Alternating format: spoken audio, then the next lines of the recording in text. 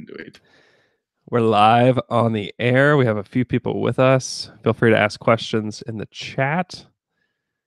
Let's see. Yeah, my list. I had to change my list quite a bit. Well, I'm I doing tried it to on the fly, so Okay, I tried to bounce it off a couple people before this. There's some guys where I'm like, I have no idea what to do with this player. I have no clue. yeah, I was sure just about one guy, and I was sure I would leave off the top 20 and off the honorable mention, and I succeeded. Yeah. And that is Reggie Jackson, which Hey, not made my list. he made a different category for me that I'm really excited to talk about. So well, start with it then. Okay, let me intro like we're doing a real podcast, and then we'll get into it. Welcome to Down to Dunk. This is your host, Andrew Schleck. We're part of CLNS Media, DailyThunder.com, and featured on Dash Radio at 5 o'clock Central Time. And with me today is my good friend, Michele Berra, on YouTube, live, in front of probably 10 people right now. Well, I was excited about this list because it's completely terrible, and so I really want to have the live comments of like these people that tear my list apart. These guys don't know what they're talking about. So you guys can ask questions in the chat as we go here. I see them live here. Nathan Stinson is looking forward to seeing where Reggie Jackson is. You can give your takes. James Harden is a point guard for us, just so you know right off the bat where he would rank. And so here we go. So my very first category, and I've already teased this, is dishonorable mention. Okay, I don't have that category. That's where Reggie Jackson goes. He's the dishonorable mention point guard for the show. He's ranked like 28th, I guess, among all point guards in the NBA. So, yeah, that sounds about right. I mean, I had like 24 I have 24 players in my list. Okay. And yeah, it's not making the top 24. And probably, yeah, he's still a starting point guard, I would say, but not for a very good team. Yeah. And the attitude problems, especially when it comes to the point guard position, I think they're massive because you're supposed to be leading a team at least. You at least need to be a steady hand or like a real leader. And a lot of these guys have those attributes. A ton of these guys do. But Reggie just seems to he's just a weird dude. And we've seen that here in Oklahoma City. I think you've seen that play out a little bit in Detroit as well. He's had a ton of injury problems, which also knocks him down the list for me a lot. Yeah. So yeah. Other guys in my honorable mention category have Isaiah Thomas, who I have no clue what to expect from Isaiah Thomas this year with the Nuggets. Because is he going to be satisfied playing a backup position and maybe not closing games? Like, I don't know. Like, he seemed pretty dissatisfied in the past with having a lesser role. And so I don't know. Yeah, I mean, it's not in my top 24 either because I really don't know in which kind of shape, like, and health condition it will be next season. Talent-wise, he's like surely a top 20 guy, without a doubt. But like the Cleveland version and then the Los Angeles version were like not good versions of him. And so he will probably have more space and more flow in Denver. So that can lead to better results, but it's yet to be seen. I mean, if he plays 82 games and he goes like Boston Isaiah, then it's clearly a top 10 guard probably. But as of now, I have no confidence in his health and in the fact that he can lead again a team the way he did with Boston. Yeah, it'll be interesting if he fits in, though. It could be a great situation for him because he's. Like, I think his ultimate destiny was being a six-man scoring guard. I think it's, except for the year he was, that year in Boston was crazy. Yeah. That's a starting point guard, obviously. He was in the MVP conversation for crying out loud. But he has shown now that it's going to be really tough for him to get back there. And I just don't know if the Nuggets is the right team for that because the opportunity is not going to be there. I mean, Jamal Murray is really good and he's in my top 20, and it's going to be hard to supplant him for a lot of reasons because he is like their point guard of the future. Like you can't supplant your point guard of the future with an older guy that is supposed to be your sixth man. I mean, that you'd send the Nuggets into like a tailspin. It just wouldn't be worth it. Yeah, and also a guard that even in his best days, I remember the last year in Boston, there were issues in the fourth quarter. I mean, he was great for the first 3 quarters. He was leading a team, like scoring like crazy. But as a matter of fact, in the fourth, Boston was better without him, which is like his defensive deficiencies are actually important. And for a team like Denver that has already pretty serious issues, I don't know if he can close. I have Jamal Murray 21st. And wow. Yes. Yes. Woo.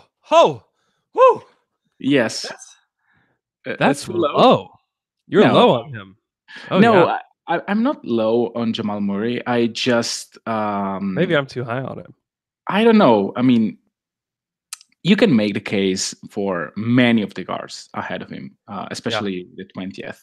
But to me, he was on the same tier of guys like Teague, Van Vliet, Lonzo, Schroeder, those kind of guys. Okay. Like if you give a guy like Van Vliet or Schroeder the keys of Denver's offense, they probably have less shooting and less craftiness offensively, but they are better passers than him. Van Vliet is a better defender than him. So, like, he will probably overcome both of these two guys, and probably I like a lot of them. And at the end of the season, I would not be surprised to see him like closer to the top 10 of this class. But the issue defensively that he has, even if like smart people say that he tries, I may agree, but not completely, to me are serious. And I don't know. I have yet to see like if you have him on any other team that doesn't feature the best passing center of the league, is he able to run an efficient offense with his passing? That I don't know. If we are talking about like scoring guards, he's much higher. But here we decided to rank like point guard, and to me, passing is very, very important. Yeah. I have Van Vliet in my honorable mentions as well. I'll go ahead and read you my list of honorable mentions. Yeah. Van Vliet, Rajon Rondo, Lonzo Ball, Darren Collison, Spencer Dinwiddie, George Hill, and DeJounte Murray. Okay. I have Murray, Dinwiddie, Collison, and weird name, which I am ready to defend with swords and stuff like that, Markelle Fultz. Okay. Yeah. Make your case. This is like Markelle has a feel for the game, which is incredible. Like I don't care about the shot. I should care about the shot, but the fact that he has a natural way to attack the pick and roll and to find open man, and he has just a different timing. Do you remember like prime Tony Parker? He was not extremely fast, but he was able to manipulate the defense from the dribble and to find space. And that to me is one of the best way to run the point guard position. And to me, Markelle has those instincts. The fact that he really struggled with his shot is something worrisome. But to me, he was a clear-cut top 2 pick last season. And he's probably one of the greatest talent that has yet to show in the league. And I think he will make a jump. And he's great too. Like his size is great for the position. Oh yeah. He's interesting. He doesn't make my list just because I haven't, like all these other guys, like I've seen it. You know? Yeah. Like I've seen them do it, completely satisfied putting them there because I've seen them do it at the NBA level. I just need to see Markelle do it. Because there's been a lot of guys in college. Like, man, I was blown away with what Michael Beasley did at K-State. Like, I thought that guy was easily going to just eat up the NBA. And he didn't. Yes. And so part of me just wonders, if Markel can do it. I just need to see it. I just want to see it. I'm ready to be a believer, but I need to see it. Okay. No, it's fair. I mean, Tim O'Quinn says that Tony Parker was quick AF.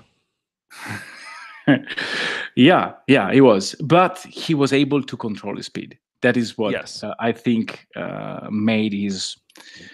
By the way, he's not as explosive of a fast guy like a Russell Westbrook or a John Wall or something like that. I think that was your point, right? He can be, but he also can play extremely under control. Like watch the finals against Miami 2014.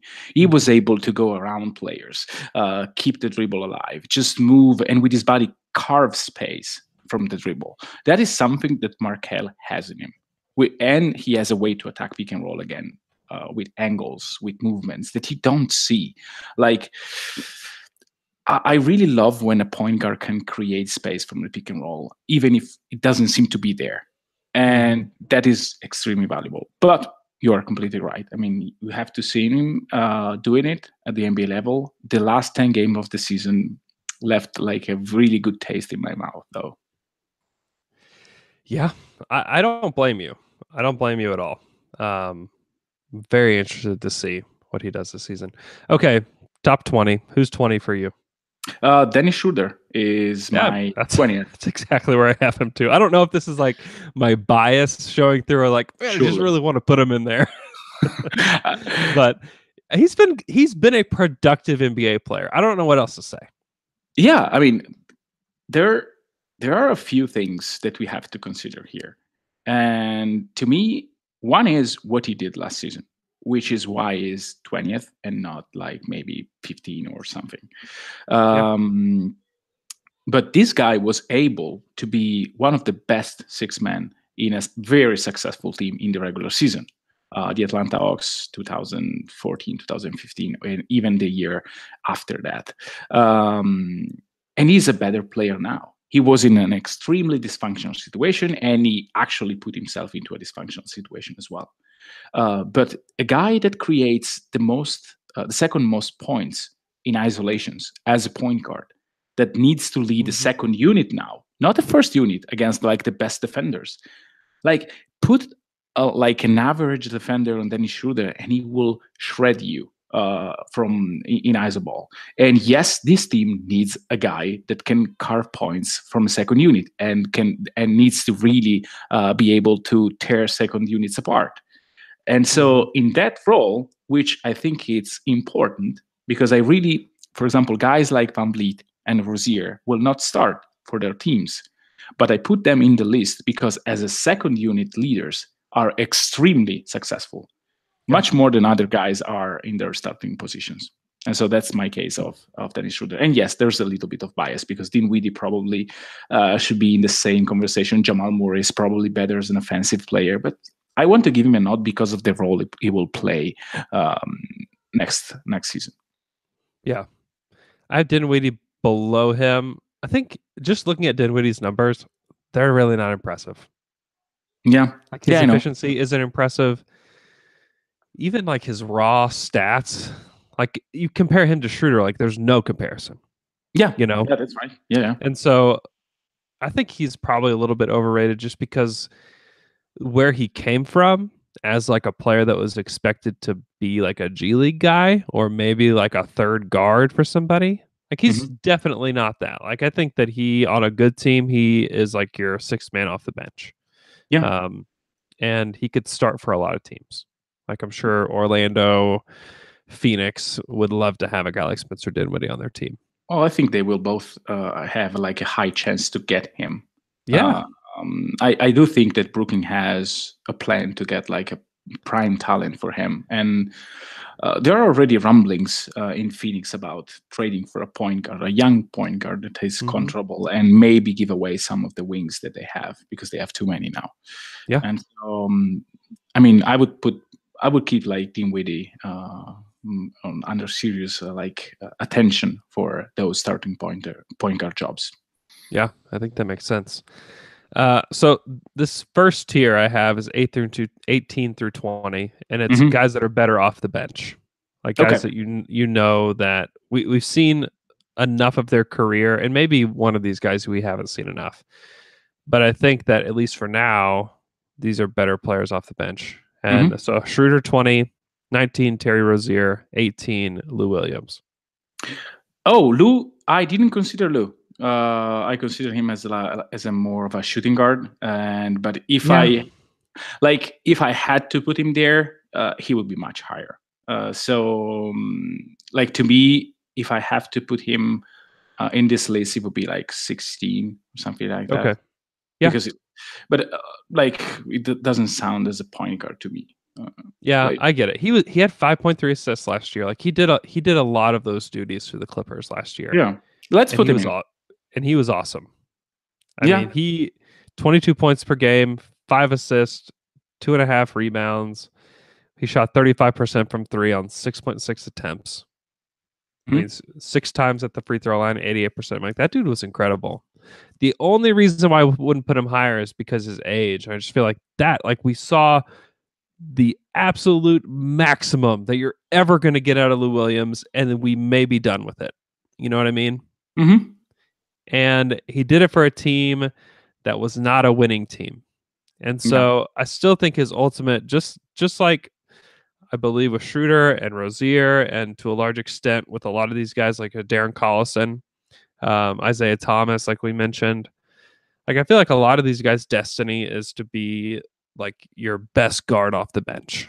And Lou Williams, we've seen that in the past where that was his role for a majority of his career as a guy to come off the bench and be your spark plug. I mean, he was awesome for Houston. He torched the Thunder in the playoffs. I mean, that guy, he's really good.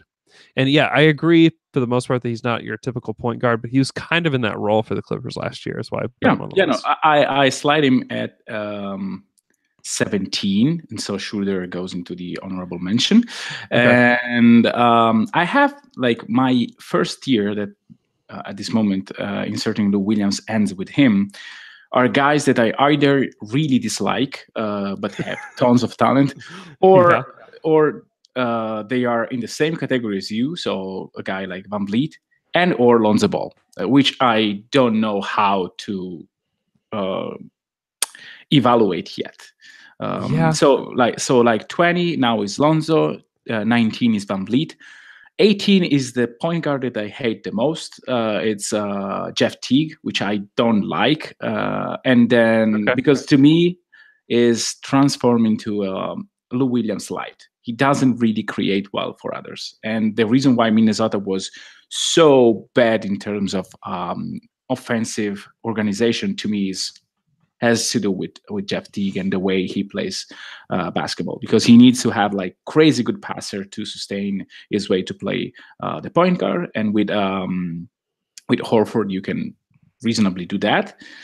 But with a team that doesn't have those high level passers, his point guard, the way he plays the point guard, I don't really like.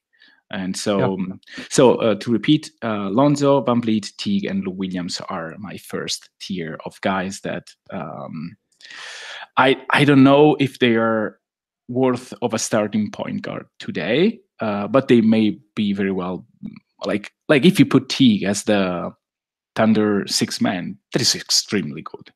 Like he can really score the basket, but I don't want him to have like the keys of my offense if I am a team that wants to do the playoffs and do better in the playoffs. Yeah, I like Jeff Teague. I guess you're gonna have to talk me into Lonzo Ball in the top 20. I don't know how to get there. I don't know what to say to get there, because I mean the dude shot 36% from the field last year, 30%, 45% from the free throw line. He had 7 assists per game, almost 7 rebounds per game. People said he was a good defender. I didn't watch enough of him to be able to say that for myself. He only played 50 games last year. I don't know. I don't see it. He was a high draft pick. Like, that's where I see it. But other than that, like, I don't feel like I've seen enough to say that I would rather have him over all these guys, especially Jamal Murray. Like, if the Lakers had Jamal Murray, we'd be talking about Jamal Murray like he was the second coming of Jesus. Like, probably so. And I struggle a lot with Lonzo, but and again, as I did with the small forwards, I decide that passing and defense here, pick and roll defense, are really, really important to me. And Lonzo has size and has shown like improvements on the defensive end, and he's a crazy good passer. Like probably on par with the best of this class already as a rookie. And he had like a very, very dysfunctional year. Like they put him like Isaiah. The offense was okay for a few games, and then no. I like players that have incredibly high IQ and that can pass the ball with his instincts. But I agree that putting him at 20 or it's the last spot on my list. It's still a bit of a reach. Why I'm reaching? Because I think that if his shot pans out, like if he shot like 35% from three, he's awesome.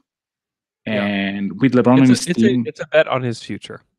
Yeah, it is. It is, and I've seen enough to believe that with LeBron passing, and with probably also Rondo passes, he can really have a good season shooting wise. And if you have a guy that is 6'6", that can really rebound the ball, that can defend reasonably well, and pass the ball like he does, and can play off or on ball, that is something that to me may be worth of top 20. Yeah, no, I get the idea of it. I just kind of like Markelle Fultz. Like I just want to see it. Mm-hmm. You know, like a lot of it's theoretical. Sure. At this point, so completely I just want to see it. Okay, so next tier on my list is the meh starters. Mm-hmm. Like these are starters in the NBA, but they're kind of meh.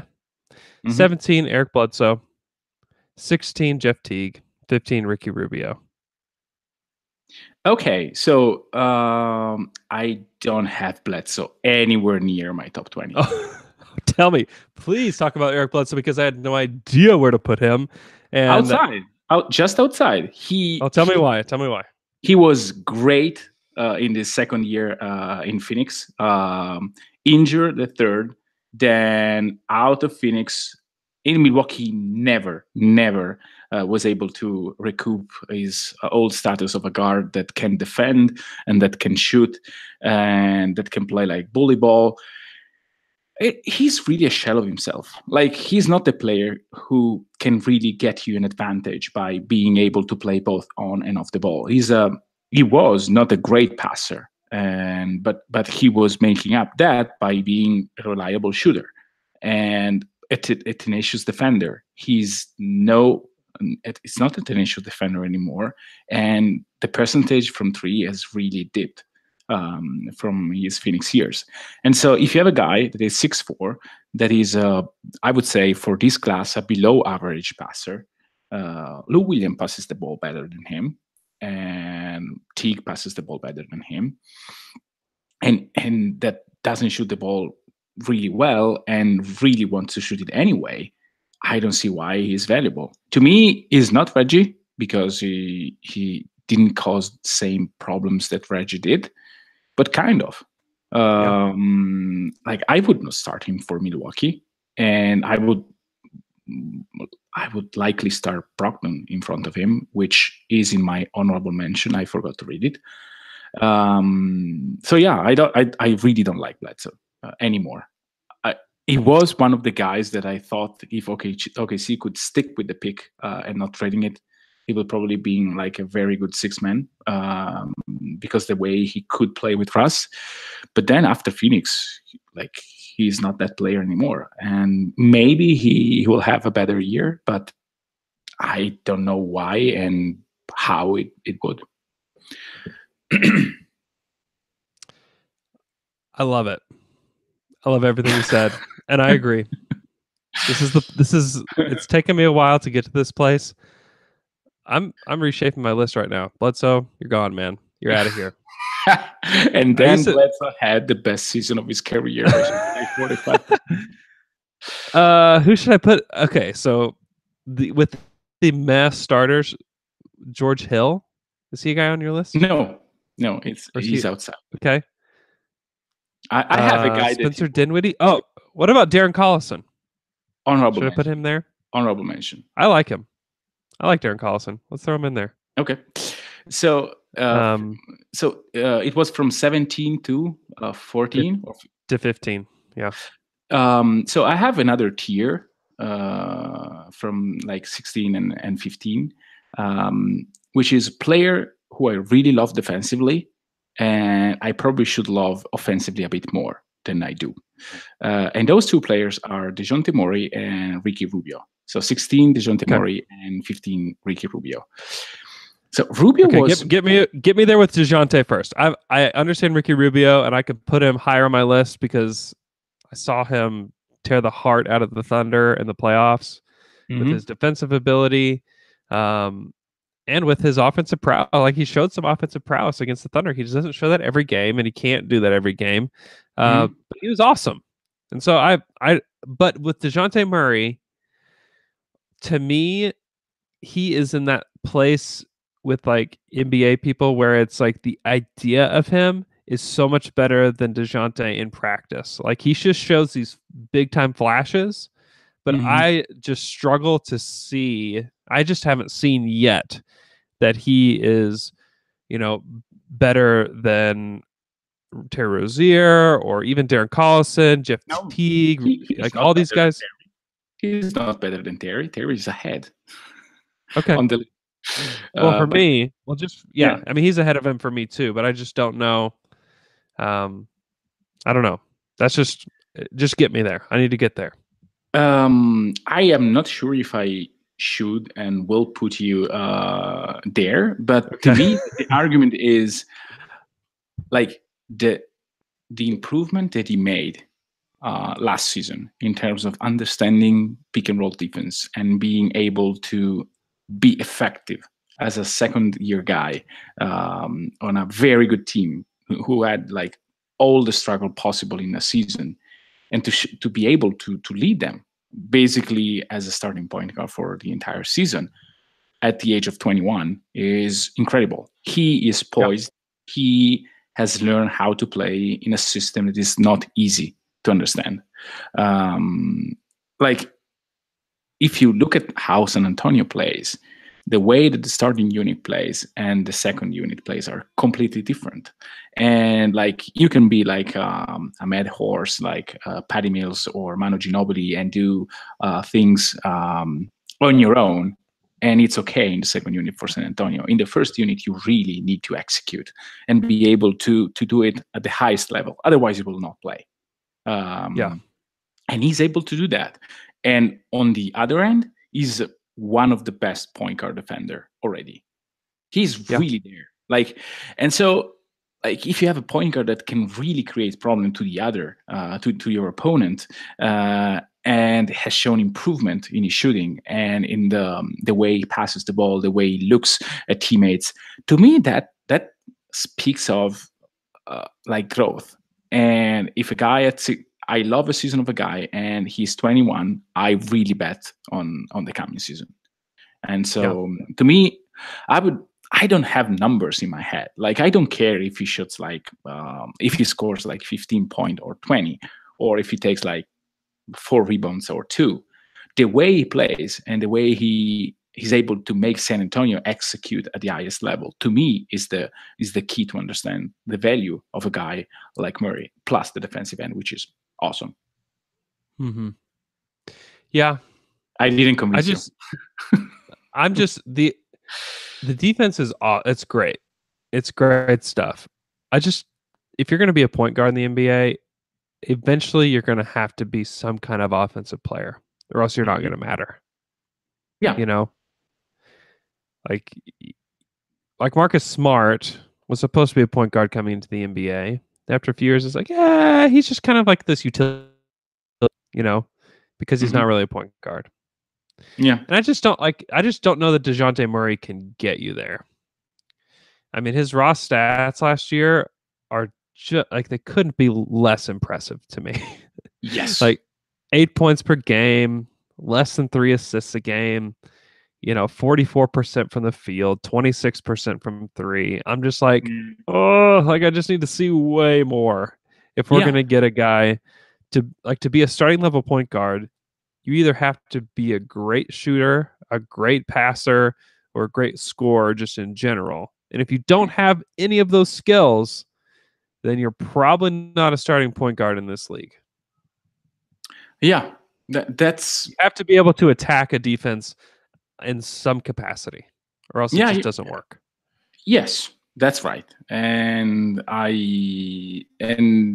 in all fairness, I'm betting probably a bit high on him, just because I love the way he handled his role in the season, which is to me extremely important, as I told you before. Like, being able to be the best you can be in your role is really important for me, and that's why I probably give him an edge, a bit too much probably, in my list.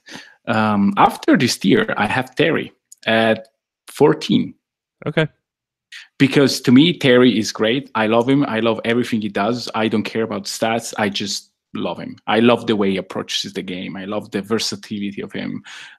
You cannot really attack him as a point guard, at least maybe not in the first few rounds of the playoffs. Maybe in the finals, you will be able, because you have Curry or guys like that.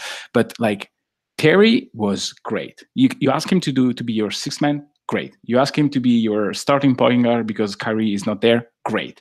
Like, the guy really scored the ball in the playoffs. Maybe not efficiency in like with the highest efficiency, but he was able to be effective in his role, even if it was not the role he was like designed for at the beginning of the season. Mm-hmm. You don't like him? Yeah, I like Terry Rozier. I like him. I mean, he's on my list. He's at 19. Mm-hmm. I think he's awesome. I need to see more from him. You know, guys can get hot in the playoffs and then cool off. I just want to see him in a starting role. I want to see the Phoenix Suns trade for him, or the Atlanta Magic trade for him, and put him as their starting point guard, and let's see what he can do. And even outside of Brad Stevens does some crazy stuff with some guys. Like, he turns like Marcus Morris was never ever thought to be the kind of player that he is for Boston. Never. Like, I thought he was pretty good. And he was awesome for them last year. I think he's done wonders with Marcus Smart's game. Used him really well. He turned Isaiah Thomas into an MVP candidate. There are just some coaches that can get to guys. And Brad Stevens is one of those dudes. He's amazing. What in the world does Terry Rozier do under Kokoshkov in Phoenix when he's playing with Dragon Bender and Devin Booker? Like, I don't know. I don't know the answer to that. I'd like to see it, because I think he's awesome. But there's a part of me that just wonders, outside of Boston, what do some of these dudes look like? Because they're all incredible there. But I like Rozier. He's in my top 20. I have him better. And even people have SI's top 100 had Dennis Schroeder ranked over Terry Rozier, which I don't agree with. I think that I would rather have Rozier. Like, if you give me the choice between the two, give me Terry. I like his attitude. I like his tenacity. But, you know, can he be the floor general for your team? And again, he's another guy where you look at the raw stats and you are left pretty unimpressed with the season that he had, especially shooting the basketball was just not great. Playoffs was better. He performed incredible in the playoffs. I mean, he was 16 points, almost 6 assists, 5 boards, shooting 40% from the field, 35% from three. That's great. But then you go back and you look at what he did all season, and you're kind of like 11 points, 3 assists, almost 5 rebounds, 39% from the field. You know, 38% from three is great, but still, like, I want to see more. I want to see him. What does he look like at 35 minutes a game for an entire season? We won't get that this year because he's playing for the Boston Celtics, who probably have the most depth of any team in the NBA. Yeah, maybe he gets trade the dude, go get some value. I mean, I think it was Sam Vecini that proposed the Josh Jackson for Terry Rozier trade. It's like, like, that's really interesting. Yeah. And so I don't know. I mean, he's he's an interesting guy. But anyways, I like him a lot. I don't think that it's crazy to put him at the spot you did. But I just he's another guy where the idea of him, yes, I just want to see more. What do you have at 14? That's where I have Mike Conley. Yeah, it's basically one spot below where I have him. So it's yeah. So my next tier is a starter. Like if you have an NBA team, unless you have one of these elite guys, unless you have basically a top 10 guy, like they're a starter on your team. So 14, Mike Conley, who if he was healthy and had a healthy season and was as productive as he has been, we'd be talking about him a lot higher. I'm still terrified of one, his contract, then two, is he gonna be healthy? But if he is, like you've got an incredible defender. You have a guy that's a floor leader. He can shoot it, he can pass it, he can play whatever role you want him to. He's a good guy. He's not gonna be a bad dude for your locker room. He's like the whole package of like your average, really solid point guard who will always be talked about as an all-star snub and will never make an all-star team. So I cannot say awesome, better. Yeah, it's same here. Like same thoughts. Conley is great. It's just really unfortunate that he had to sustain all the injuries that he did. Right. Yeah. Okay, so I would go with Conley at 14. 13, I have Goran Dragic for the Heat. That dude is super good and is definitely a starter. And I don't know, he's in a decent spot in Miami. I think he could be a good point guard for a great team, but he'd have to have some really great wings around him. He'd have to be in the perfect situation. I don't think he is quite there with Miami, so he looks a little bit worse than maybe he is. And then 12, I have Jamal Murray. So you don't have Kemba in this category? I don't. I have him a little bit higher. Okay, so I have basically on the same category as you have Conley at 13, Kemba at 12, and then Dragic as 11. I like Kemba way more offensively than I do Dragic, even if I think he's kind of underrated. He's one of the best point guard at the rim. And to me, like Dragic's size has a clear advantage on the other end on Kemba. Yeah. And yeah, so we actually disagree on Jamal Murray, but I understand why you have him there.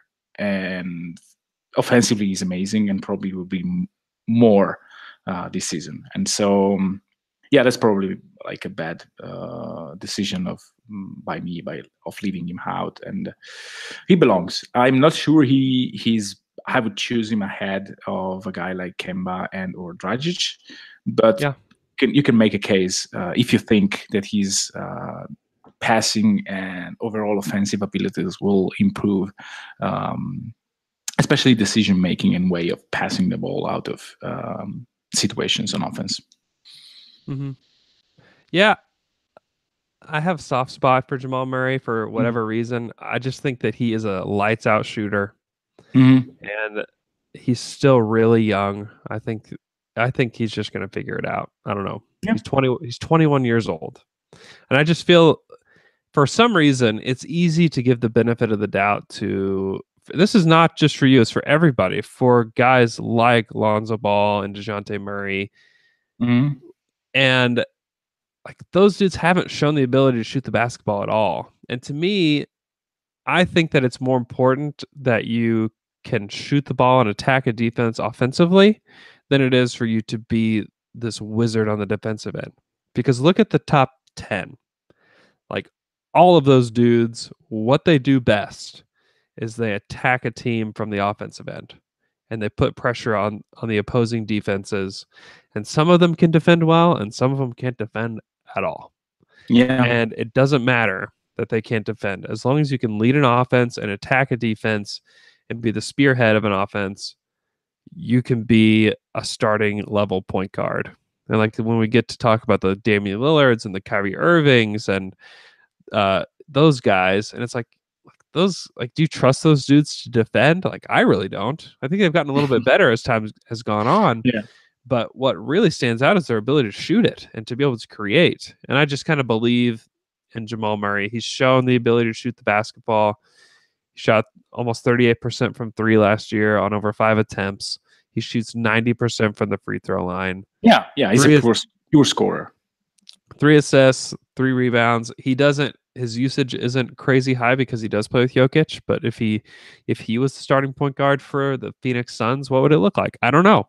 I don't know the answer to that, but I do know that we'd be really excited about the Phoenix Suns if he was their starting point guard next to Devin Booker, because we know those dudes are going to shoot the lights out. And then and add these other and have a 120 defensive rating by the end of the season. But that's yes, he is not a good defender. He's not. But with the point guard position, I do value defense. I think defense matters. But I mean, Russell Westbrook got an MVP and didn't play any defense at all that year.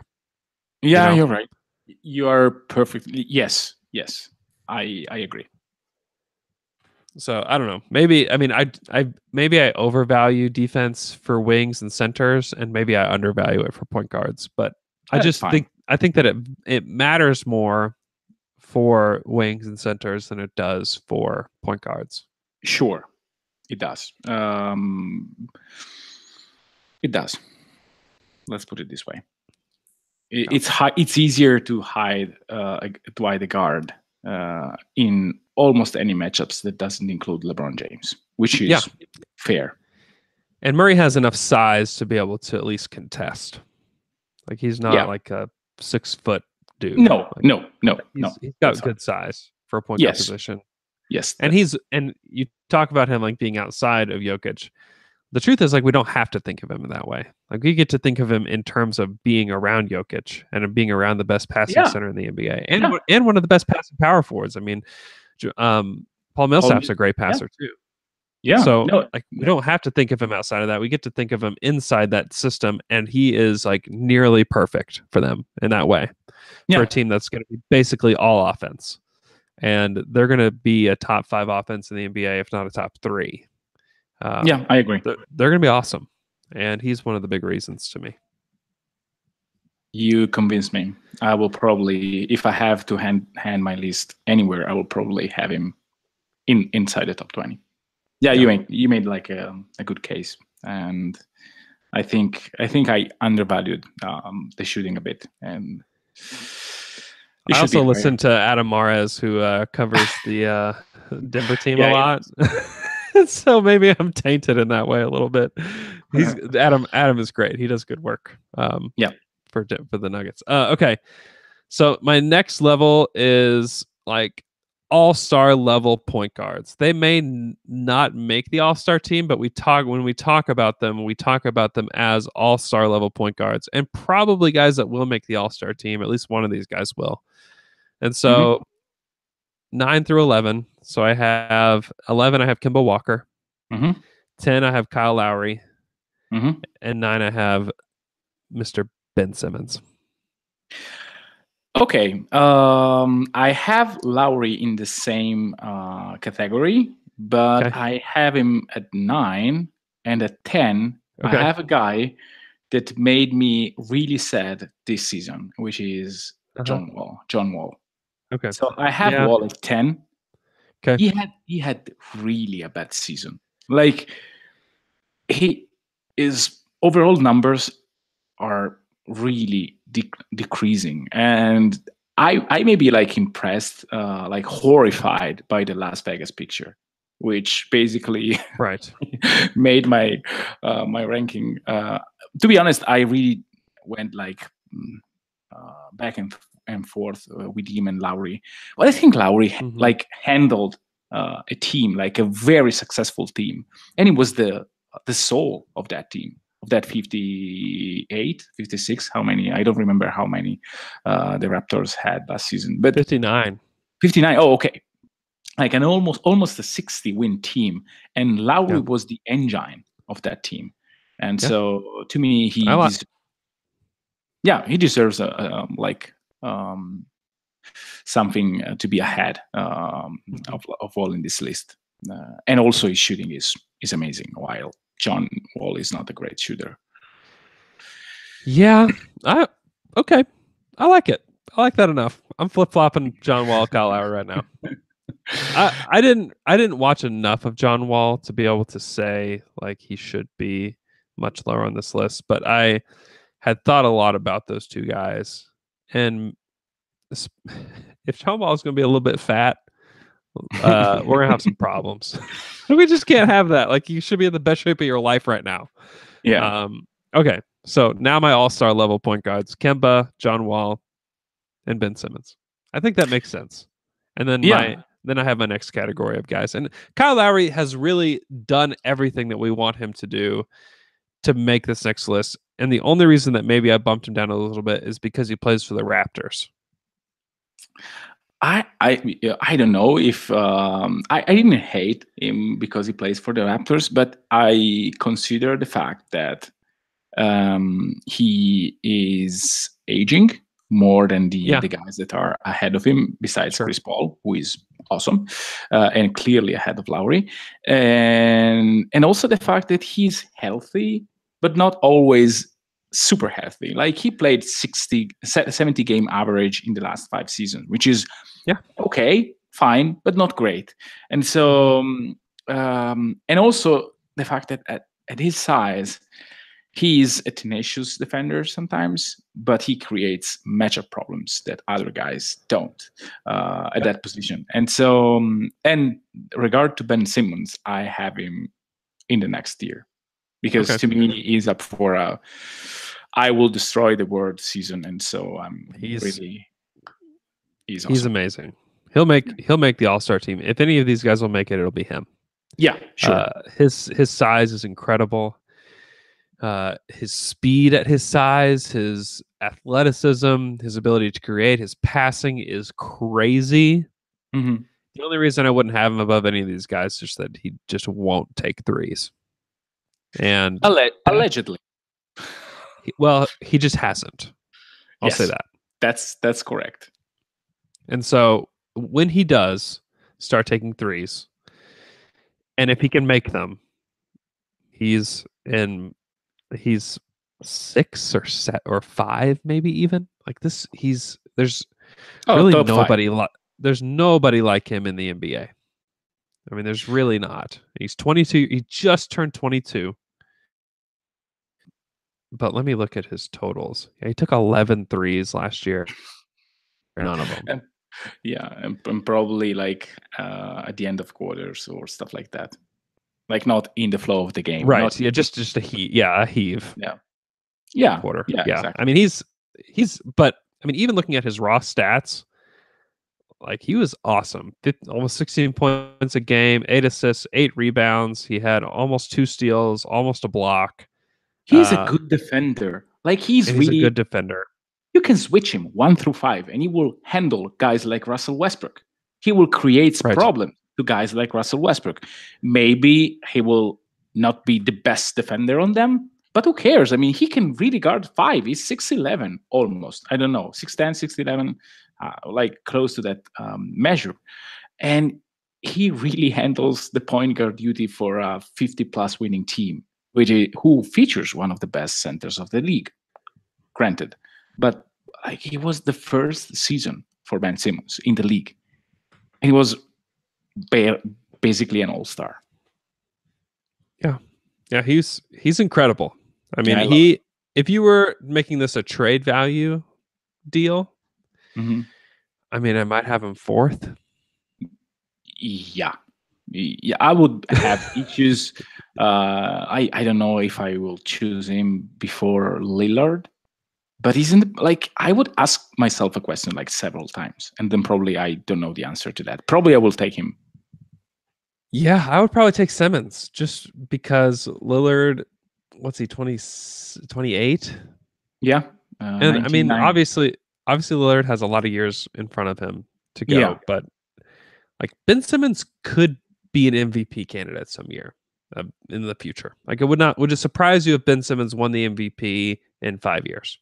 No, I would say he will be in the conversation like way faster than that.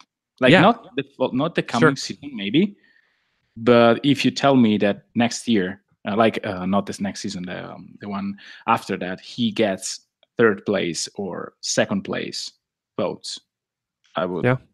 I would say, yeah, that makes sense. He's great. Yeah, I don't disagree with that. I'm excited to see what he does this season. He's also another guy where I need to see a little bit more, but I've seen way more out of him than I have out of some of these other young guys like the DeJounte Murrays and the Lonzo Balls of the world. Oh, Like yeah. I've already seen it. Yeah. And so I don't need to see a whole lot more from him to put him higher on this list. Just everybody else has proven it over time. And so that's why I give them the nod. And so my next tier is we have this is the all NBA candidates. These are guys that could make the all NBA team. Kyrie Irving, number 5, Damian Lillard, number 6, Drew Holiday, 7, and then you convinced me to put Kyle Lowry at 8. Okay, so from 8 to 5, I have Drew Holiday at 8, Ben Simmons at 7, Kyrie at 6, and CP3 at 5. Okay. I really loved the regular season of Dame Lillard. I think it was unbelievable, and I should punish him a bit more for the way he went down in the playoffs.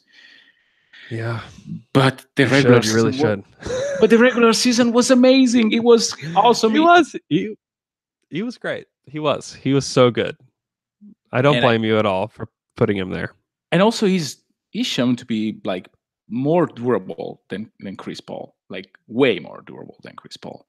And he's just a leader, a natural leader, and I like him a tad better. But again, I flip-flopped them like 12 times at least in the last 2 hours. And so, yeah, I mean, let's talk about Holiday. I think he is really, really good. Like, he's awesome. He can defend like from point guard to some power forward.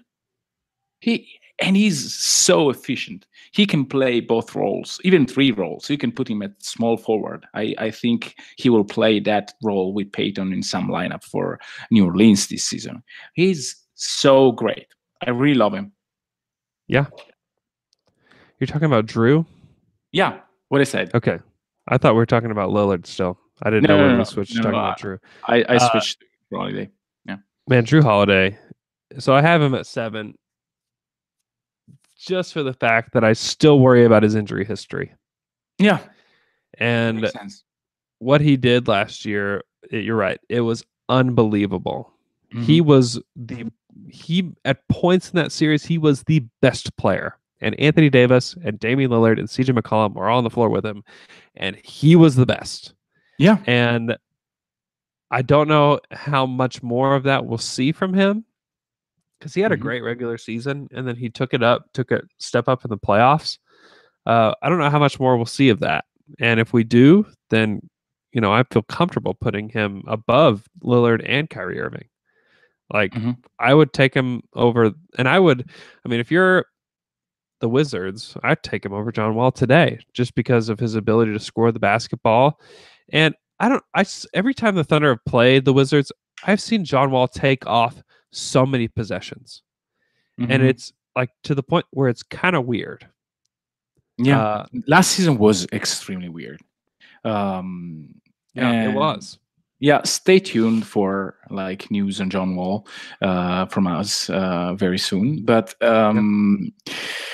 there are weird things happening with John Wall, especially last season. I had the chance to review some of his plays, and wow, like they're like, I don't know what is happening to him, and I really hope that we get back the real John Wall, the one that is one of the fastest point guard in the league, that can really create basket for others with his passing, with his fast passing. And like, he was the fact that the Washington lost his screening partner in Gortat. I don't know how it will affect him, but I think he will. You don't think that Dwight Howard's going to fill that role? Who? Is he in the league? Really? Oh, it's going to be such a weird season for the Wizards. I don't know. A lot of people talking themselves into the Wizards right now, and I'm just like, stay away, please. Yeah, just stay away. Don't bet money. But I was looking into, because Fred teased me with like a few questions on Dwight and blah blah blah, and I went back and looked at the stats of Dwight and Marcin Gortat. Like Dwight is way more efficient than Marcin Gortat is. But if you take like the most used play by Marcin Gortat were cuts and pick and roll, while Dwight Howard is post ups, post ups, and then offensive rebounds, and then screening. Like, so yes, he's more efficient in post ups than Gortat, but post ups are less efficient than cuts and pick and rolls. And so I don't know how will impact John Wall in his season. Yeah, and with that team, which is predicated on their pick and roll. Yeah, like their entire offense is. And on chuckers that will shoot anything that will just touch their hands. Like right. Keith and Oubre are really chuckers. Like they shoot whatever comes to their hands. Yeah. Which has value at times. Yeah. You need to have those guys. Yes. That's why we love Melo. Oh, no. Well, sorry. Don't go there right now. Okay. I have Kyrie Irving at 5 just because I can't get what he did in the finals a few years ago out of my head. And his injury stuff should knock him down more, certainly. And maybe some of these guys like Drew Holiday, Damian Lillard, even Kyle Lowry last season probably deserve to be ahead of him. But I just know the ceiling that we have with Kyrie Irving is so high. And if he's healthy this season, which there's all indications say that he's healthy, I mean, he's close to being at the same level of like a guy that can create an offense as some of these other guys. Like he is just that good. He's a great passer. He can really shoot it. He's probably the best dribbler in the NBA. He can create your offense. And I just think that if you have a full season of him with Brad Stevens, like look out, because look what the dude did with Isaiah Thomas. And Kyrie Irving is like a bigger super Isaiah Thomas. And so I just think that Kyrie could be an MVP type of candidate, because I think somebody from the Boston Celtics is going to be an MVP candidate this season. And it could be 5 different guys. I don't know who. But if you told me that it was Kyrie, I would totally believe you. Yeah. Like suppose that tomorrow you wake up and you are Danny Ainge. Okay. And Portland or Houston calls you and say, well, I'll give you CP3 and you give me Kyrie. What would you say? No. And the same with Lillard. Really? I would say no for a lot of reasons. CP3. Okay. Talk me through that. I would say no to CP3. I think their health is a wash. Yes. Their age is not a wash, though. Yes. And you have a long-term contract with Chris Paul. You don't with Kyrie. I don't know that I want an aging Chris Paul in my team. On that money. My point is, if you put a great defender like CP3 and or a guy that is more suitable for an off-guard role like Lillard, he's capable to play off of others. Sure. And being like an amazing shooters when like good guys passing the ball. And this is true for both Lillard and CP3. I think you have a formidable team. Like if you put CP3 there as your point guard, you don't have any weakness defensively. Any. Like you can really, and so that's why I may undervalue Irving defense a bit too much. I have him 6th, so it's not really different. Yeah, he's at 5 for me. He was pretty good in the finals though. Like when it really mattered, I thought he played pretty well. Okay. They won a championship. They beat one of the greatest teams of all time, and I know. And he also, just the fact that he hit that shot in Game 7. Oh, I thought you were talking about hitting nuts by Draymond Green. That was the day they lost the final. Not they also lost the finals on the shot of Kyrie, but on a different. Yeah, I know he's great. Like offensively, he's great. Yeah, I don't know. I just think that matters so much. And Yeah. Dame, like he hit that one shot to beat the Houston Rockets a few years ago, and in the playoffs since then, he's kind of wet the bed. And so that's where I favor Kyrie over Dame, is that I've just seen it. Like I've seen Kyrie show up year after year after year in the playoffs when it really matters and make the finals. And I know he's had LeBron on his team, and if Damian Lillard had LeBron on his team, it would probably be similar. But all I can say is I've seen Kyrie do it, and it's been a while since I've seen Dame do it.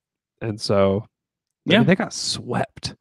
They got swept. That's terrible. I don't know how to. I don't know how that series went that way. I really don't know. But they destroyed them, and that's Dame's team, and that's where I should probably have Drew at 6 and Lillard at 7. I love Damian Lillard, I do, but you just can't get swept by the Pelicans, man. I know that Pelicans team they were hot, they had it all going. You can't get swept. I mean, that's embarrassing. It was. What's your top 4? Okay, number 4. This is the all-timers list. These guys will be all-time point guards when we're sitting around drinking wine in our 80s. Hopefully, I'll be up in the mountains with you in Italy. Why do we have to wait until we are 80 to drink wine? No. I'm just saying. Okay, sorry. Here's what I'm saying. We can drink wine now. I'm just saying. Hopefully, when we're in our 80s, I fly to Italy. We sit up in the mountains drinking wine. We're going to be talking about these 4 guys. Okay. Like, remember when we used to talk about these guys? Remember what these guys could do? This is what we're going to be doing when we're 80 years old. This is part of my dream. So just stay here with me for a minute. Okay. We're going to be talking about Chris Paul, who's number 4. We're talking about James Harden, who's number 3. Okay. We're going to talk about Russell Westbrook, who's number 2. And we're going to talk about Steph Curry, who's the number 1 point guard in the NBA. Those are the guys.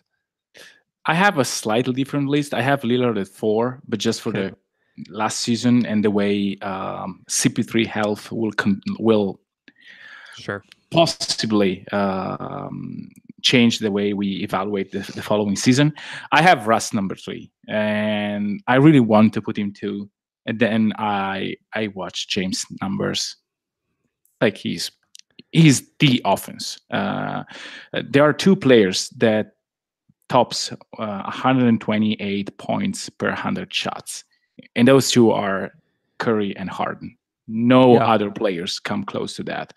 And Russ does a tons of other stuff. Russ is a player that probably put more pressure with the way he plays basketball on defenses.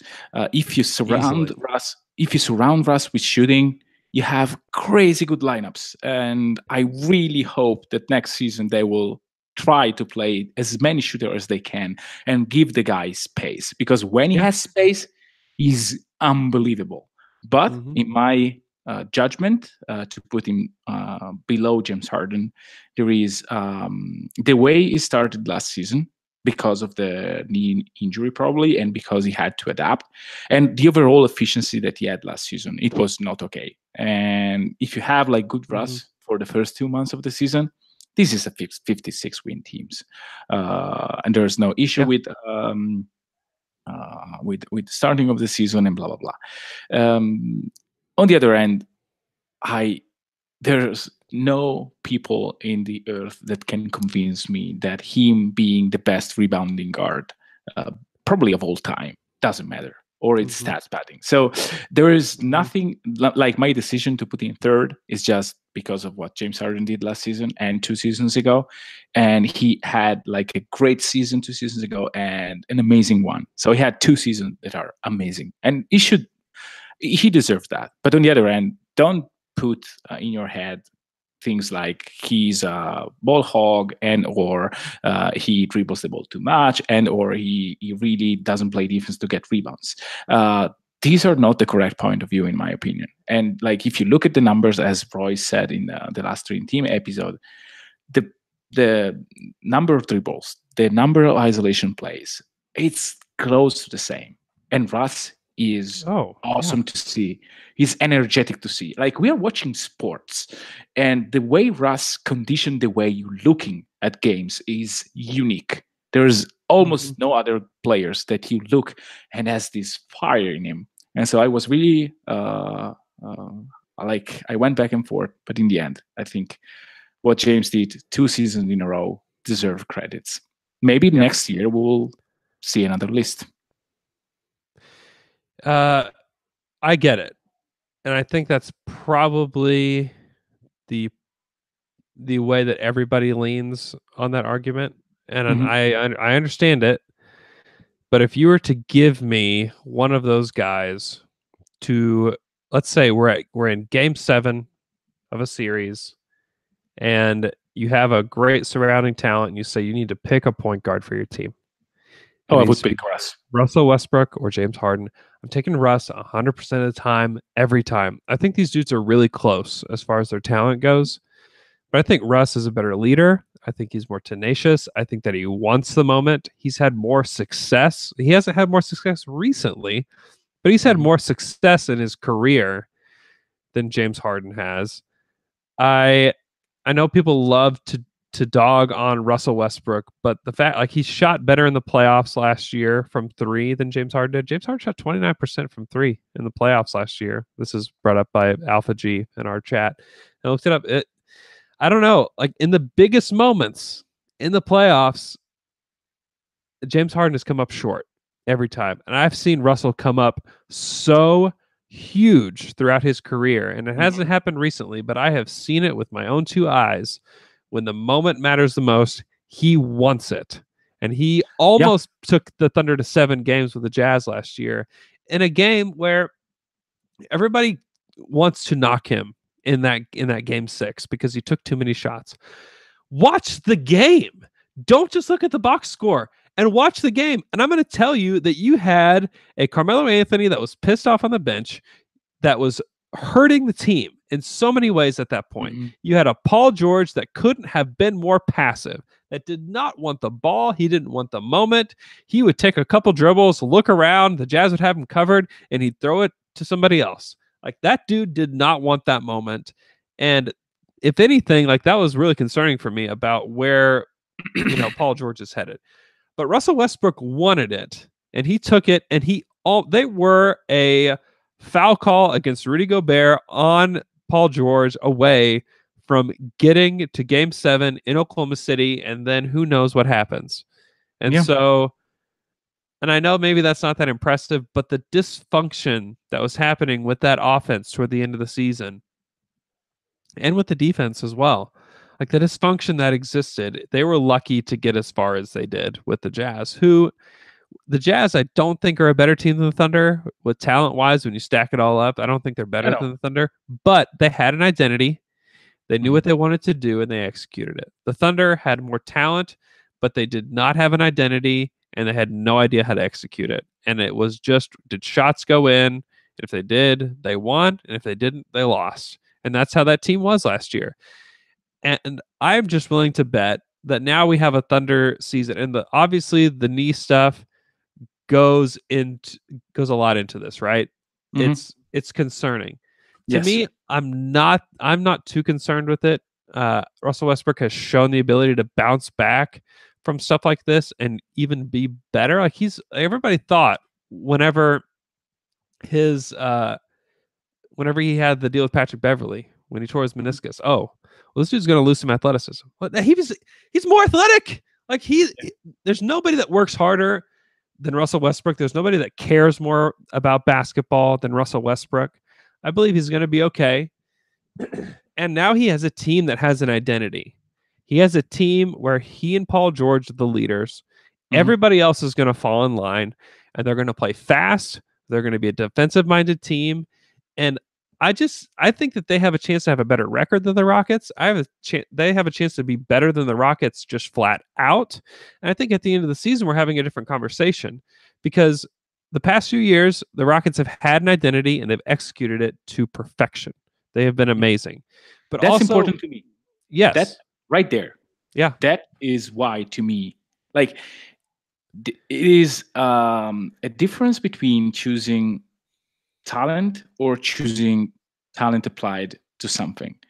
Russ has to me, like the frustrating thing with Russ is he could be the best. Yeah, but to me, it's like front office and team structure too. Yes, and coaching. Like that's why I have him 3 and not like 5 or 6. Sure, but he in the way OKC plays, he has a lot to do with. And sometimes I would love for him to be the best version of himself every day. Yeah. He's the best version of himself when it matters. And that is crazy important. And I completely agree with what you said about the playoffs.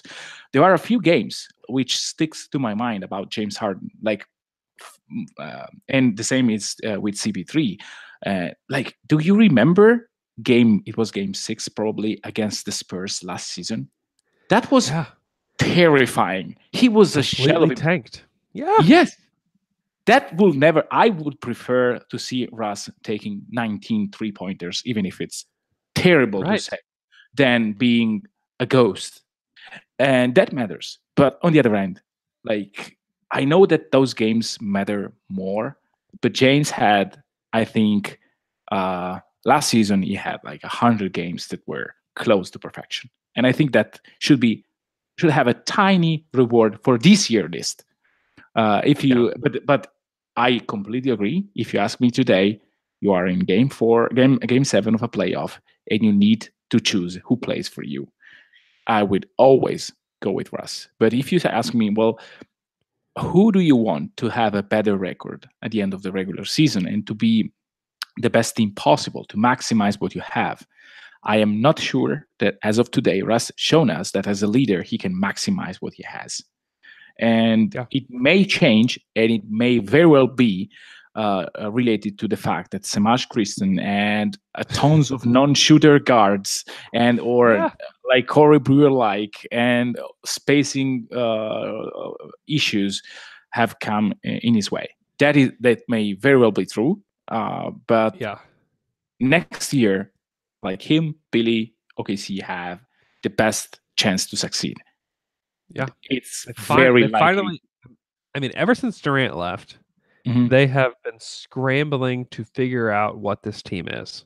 And it's basically been that we have Russell Westbrook and nobody else does. And that's who we are. Yeah. And now they have Russell Westbrook and Paul George. I mean, last year, obviously they had Paul George, but last season was more about Paul George's recruitment than it was about anything else. Which was perfect. And they got him. He's here. And now, as long as Russell's healthy, you're moving into a season where you know what you have. And you don't. And honestly, it's very exciting to have Melo here. I loved being around him. He was one of the most fun guys in that locker room. But for real, he hurt this team on and off the court. Quite a bit. And he will do the same to the Rockets eventually. If it doesn't happen in the regular season, it will happen in the playoffs. It will happen. He is not a guy. He is not a helpful player anymore. He's just not. And now the Thunder have Russ, Paul George, Steven Adams, and good role players. Deontay freaking Burton's on this team. I mean, come on. No, but for real, I'm daring to see what he like. I really would love to see him play in preseason and just me too. Rip everyone's hearts. Yeah, but now like Russell has a team around him. Yeah, that makes more sense. They're crazy athletic. This could be the best defense in the NBA. If Robertson can get right, I would bet that they're going to be at least top 3, if not the best defense in the NBA. And so that matters. And this team is they're going to be a top 10 offense and defense. Yes. I think that they'll know what to do. I think that Russ and Paul George have good chemistry together on and off the court. I think that's going to carry over into the season. And I think this team is going to be better than a lot of people think. And I think this conversation, if we get to have it again, in September of next year, I think that we may be talking about Russ in the same position. I still think Steph, like nobody puts pressure on a defense like Steph Curry. We can just transition to talking about him. Yeah. Nobody does awesome. it. Oh, he's awesome. Like he's the best shooter of all time. Yeah. He's not a sieve on defense. He can really pass it. Like he is like your ultimate leader of a basketball team too. Like he is so good. He wants the moment. He has crazy amount of swagger. Just his shooting alone, like that's it. And like that's been kind of my argument for a lot of these guys on this list is their offense. And there's just nobody better at creating offense than Steph Curry. No, there is not. And there is no way to guard him successfully, really successfully. And yeah, I mean, the only thing that he's like, the reason why he doesn't have 4 championships is just because he was injured and that guy went nuts in game 5. Otherwise, like he's a true winner. Like yeah, he is. He loves to be the guy of the moment. And yeah.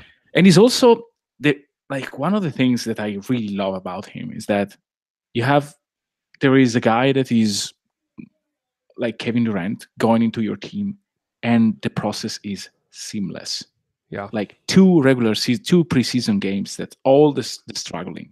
Maybe a few games here and there, maybe like a few like boring months where you don't play the best because like, come on, like it's not fun to win like by 20 at halftime every day. And so, but the fact that they were able to be always the team to beat over 4 years and to find like motivation to be great and to be even to improve the way you play the game, the shots you take, the range you have. He's unbelievable. He's really, really unbelievable.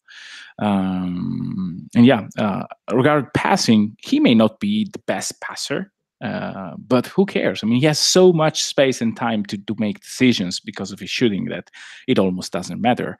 While for other guys, passing may matter way more. Yeah. And his situation's perfect. I don't know. I don't want to talk about a situation a lot because it just makes me mad.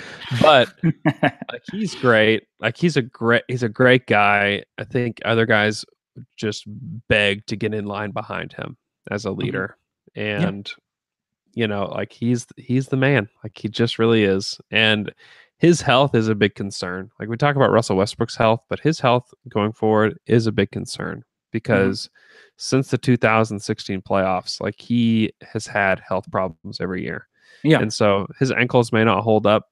I don't know how long they will, but his health is a concern. And so everybody loves to talk about like Russell's health concerns and Chris Paul's health concerns. And maybe we don't have to talk about Curry's as much because he's on this like unbeatable team. But it's a concern moving forward. And if he gets hurt at the wrong time, like if he's out for the playoffs for some reason this next year, like then things aren't guaranteed for them because he is easily the most important player to their team. Yeah. He is. I completely agree. Okay. That's our list. Yes. Everybody tweet at us about how mad you are about everything. I went really Tell us bad. how stupid we are. Yeah, I was really stupid about leaving Jamal Murray out of this. Shall we tease something before we go? Oh, yes, please. So I don't know. You probably will tease it better than me. I was about to just spill my guts on him. Go ahead. So finally, after semi-teasing it for a few months, we decide to look into something about Russell Westbrook game that I think has been discussed but never really tracked down and proved. And so we went back and looked to tons of Russ passes to spot-up shooting to see why like OKC has very weird shooting numbers. And so my initial idea was, well, let's see if Russ is a good passer or if it's not a good passer. And And I use John Wall as basically a control group to see if those percentage, like how better Russ was or how worse Russ was. And the numbers, I will not tell anything today, but let's see that for the coming years, the Thunder have a very, very good news about that, about passing and about results concerning a few players. And yeah, stay tuned because we will publish this research soon enough. Yeah, it's very intriguing and will change the way you think about some things, certainly. Mm-hmm. Because a lot of people like to say certain things about Russell and about this team and about the way they performed last year, and even about the future for certain players and what they could do if they had certain things. Mm-hmm. And it kind of debunks a lot of theories that people have. And so it's like another weapon that you can take to battle on Twitter with some people and be like, wait. You say this because you've heard somebody else say it, but they don't really know what they're saying. Yeah. So yes.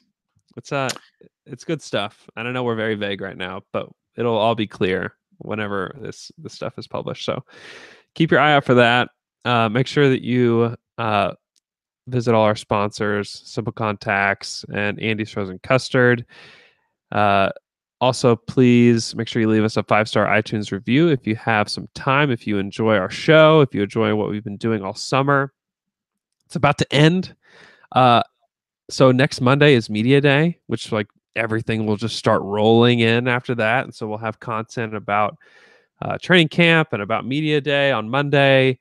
It's going to be super interesting. We may even do a podcast like we did today on next Tuesday, so that we actually have information, because it wouldn't make a lot of sense for us to talk before Media Day started. So we'll do another show. We may do it live like this. If you guys like this, let us know. I know we've had a few people drop in and watch, and maybe if you know what to expect it, because we kind of did this at last minute, we might advertise a little bit better for it. So if you want to watch us on YouTube, let us know if that's something that you like.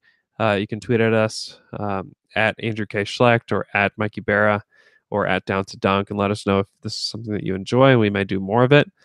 Hope you guys have a great Tuesday. We'll talk again tomorrow, certainly, with Alex Spears. We will talk about the post-KD era. I promise this episode will be a lot more fun. The last one was like one of the most hit or miss podcasts we've ever done, where like people have been like, man, you guys did a great job really breaking that down. And then some people are like, I absolutely hate you guys for doing that to us.